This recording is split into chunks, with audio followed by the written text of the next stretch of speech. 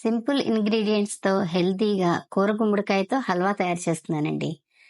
నమస్తే, నేను Harinmani. Welcome back to my channel Harinmani's kitchen.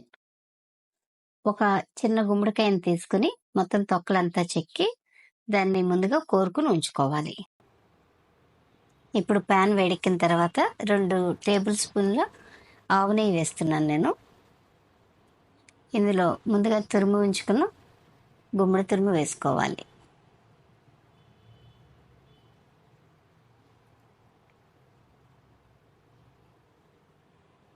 ఈ గుమ్మడి తురుమును మొత్తం సిమ్లోనే పెట్టి బాగా మగ్గించుకోవాలి మనం.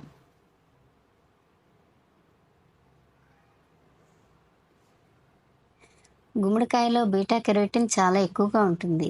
రోజుకి ఒక 1/2 కప్ ముక్కలు తీసుకుంటే మనకి రోజుకి అవసరమైన వైటమిన్ ఏ లభిస్తుందంటండి. అంతేకాదు గుమ్మడికాయలో క్యాలరీలు తక్కువ, ఫైబర్ ఎక్కువగా ఉంటుంది. అందువల్ల గుమ్మడికాయ తీసుకుంటే ఆకలి త్వరగా వేయదట. అందుకే డైట్ని ఫాలో అయ్యే వాళ్ళు కంపల్సరీ గుమ్మడికాయ ముక్కలు తీసుకోమని చెప్తున్నారు డాక్టర్స్. ఓకే, బాగా మగ్గిపోయిందండి. ఇప్పుడు ఒక 1.5 కప్పు బెల్లం వేసుకున్నాను. గుమ్మడి తురుము వచ్చి 4 కప్పులు వచ్చింది నాకు. దానికి 1.5 కప్పు బెల్లం సరిపోతుంది, ఎందుకంటే గుమ్మడికాయ కూడా తీయగా ఉంటుంది కాబట్టి. చూసారా, బెల్లం అంతా బాగా కరిగిపోయింది. ఇప్పుడు ఇది బాగా దగ్గర అయ్యే వరకు వేయించుకుందాం.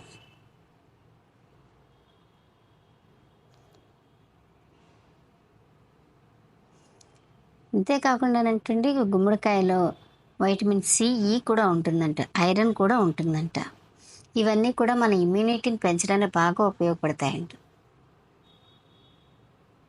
ఇప్పుడు మనం హల్వా దగ్గర అవుతుందనగా నేను వాటర్ మెలన్ సీడ్స్ వేసుకున్నాను. మీకు నచ్చితే జీడిపప్పు కూడా వేసుకోవచ్చు. ఇప్పుడు దగ్గర అయింది కదా, 1 స్పూను నెయ్యితో మరి కాసేపు వేయించుకుందాం. ఇప్పుడు నేను గార్నిష్ కోసం బాదంని కట్ చేసి వేసుకుంటున్నాను. ఓకే అండి, రెడీ అయిపోయింది హల్వా.